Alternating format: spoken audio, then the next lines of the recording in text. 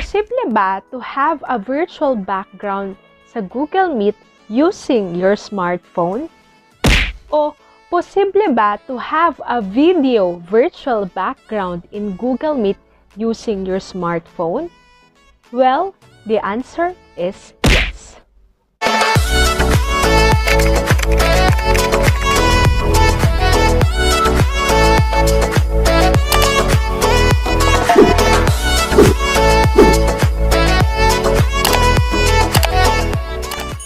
Welcome back to my YouTube channel. It's me again, Shane Mendoza. And for today's video, pag-uusapan natin on how to change your background or virtual background in Google Meet using your smartphone. At syempre, hindi lang po ito basta-basta na virtual background. Ang ituturo ko po sa inyo is how to use a video virtual background in Google Meet using your smartphone. Pero kung bago ka po sa aking channel, please don't forget to click the subscribe button below and please don't forget to hit the notification bell para palagi kang updated sa aking videos. So, without further ado, let's get started!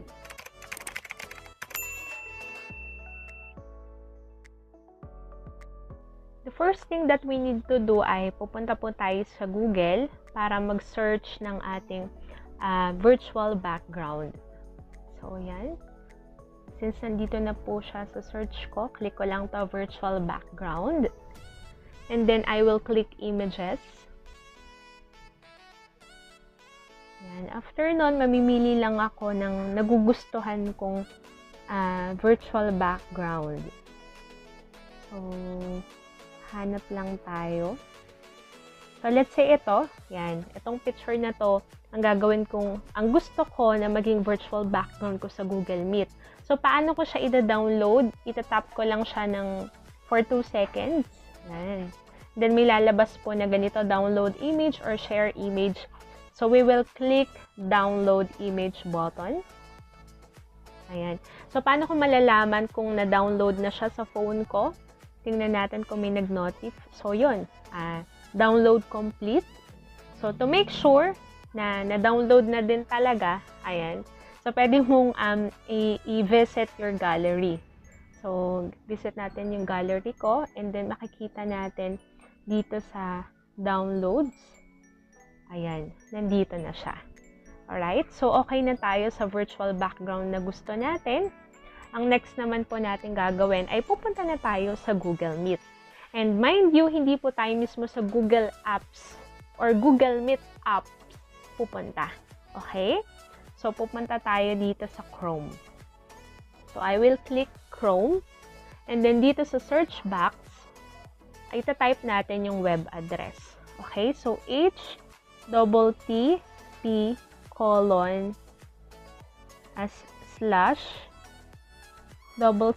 okay, dalawang slash, and then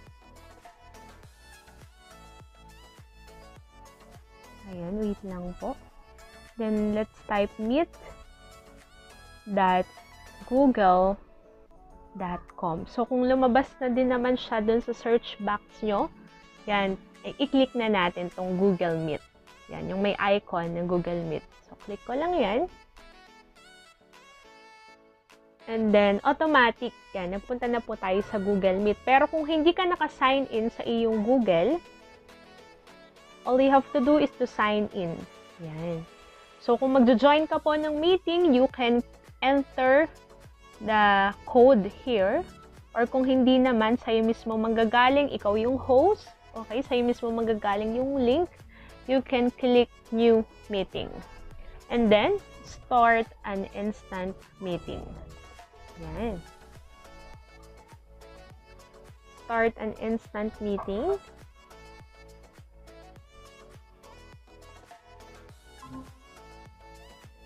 So, ayan na po. Ayan na. So, Google Meet na po tayo. At kung makikita nyo, yan, kung ano po yung features natin dito sa desktop or laptop na Google Meet, ay ganun din po yung makikita natin. Yan, dito sa smartphone. Ayan, sige, i-dismiss natin.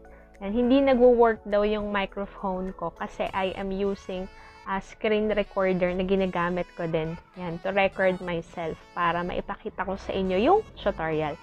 And to make sure, okay, na ganito yung magiging itsura ng Google Meet nyo, forgot to tell you guys na dito sa taas na to, ayan, 3 dots, yan, sa right side dito. Yan, click nyo lang to and make sure naka-desktop site siya. Okay, para maging ganyan po yung itsura ng Google Meet nyo. Again, make sure naka-desktop site siya. Ayan, kung okay na tayo dito. So again, as you can see kung ano yung features na meron po sa Google Meet na desktop or laptop po natin kapag ginagamit natin, ay ganito din yung meron dito sa smartphone, but make sure naka-desktop site po siya. Alright, so how are we going to change our virtual background? So, ito po, may 3 dots dito sa ilalim, katabi ng end call. Yan. Dito sa ilalim, click lang natin yung 3 dots. And makikita natin yung change background. Ayan, click natin. Ay, mali yung na-click ko. So, click natin to change background. Ayan. Tapos, makikita na natin yung given na virtual background. Yan, from Google Meet. So, pwedeng dito na tayo mismo mamili. Yan, click lang natin yung nagugustuhan natin and then automatic mag-change yung background natin. Right? So, ayan. Eh, ngayon, may gusto ka na, na napupusuan kang virtual background na wala dito. So, again, di ba, the reason why nag-download tayo kanina is para magamit yon. So, paano po natin yun ito-change? Paano natin ito-change yung virtual background natin? Dito po, ayan, sa mismong virtual background, ayan, sa pagpipilian po sa choices, dito sa taas may nakalagay na plus sign, right? So, all we have to do is to click itong plus sign. Automatic may lalabas pong ganyan. So, wait lang po natin. Ayan. Tapos, mamimili na tayo ng ating virtual background. Kung yung virtual background mo ay bagong download lang, makikita mo agad siya dito. Yan. Pero kung wala mismo dito sa pagpipilian, you can click this browse. Ayan. Click mo lang yung browse para makita mo or mahanap mo yung virtual background mo. Pero since nandito na siya sa una, yung virtual background natin, i-click ko na siya. Yan. And then, click done. So, wait lang natin yan. Diba? Automatic nag-change yung background ko. Right? So, yan. And then, how about another virtual background? Ganun ulit. Plus button. Tapos, let's say, ito namang color green. Ito. The background. Done. And, let's wait lang. Kung mag-change. And, naglo-loading lang. Wait lang po. And, wait lang natin, guys. Ayan. Diba? Nag-change na yung background ko. Right? So, ngayon naman, ang pag-uusapan natin is how to have a video virtual background in Google Meet using your smartphone.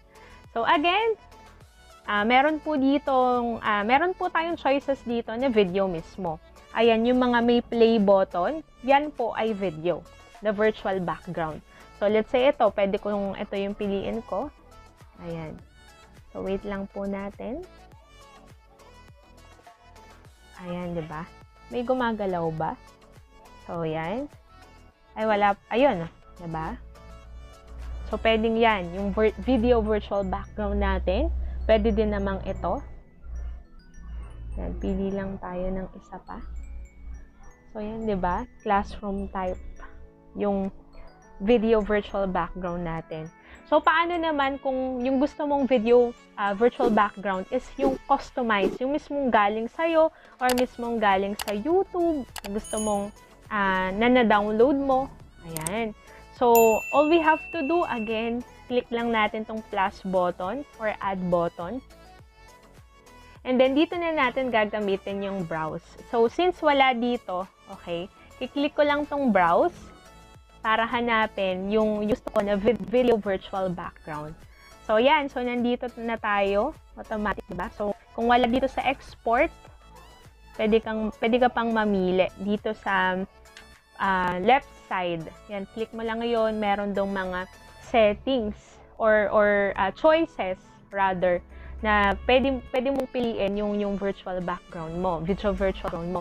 So, since nandito na yung video virtual background ko, so let's say ito yung pipiliin ko. Ito po yung intro ko. Yan, sa YouTube. So, let's say yan yung gusto kong piliin. Click ko lang siya. Wait lang natin na ma-download. So, yan. Diba? Automatic yan na mismo yung virtual background. Video virtual background. So, yan. Mapapansin nyo, parang baliktad siya, right? Parang baliktad siya. But don't worry, okay? Kasi sa mismong monitor nung kasama mo sa meeting, hindi ganyan yung nakikita nila. Okay? Yung normal na video. So, ayan. Diba? Talagang nagpo-promote. Yan. Subscribe! So, ayun lang. I hope na may natutunan kayo sa video na ito. Dito na po natatapos ang ating tutorial. So, kung nakatulong po ito sa inyo, please don't forget to comment, like, share, subscribe, and click the notification bell for more updates. See you on my next video. God bless!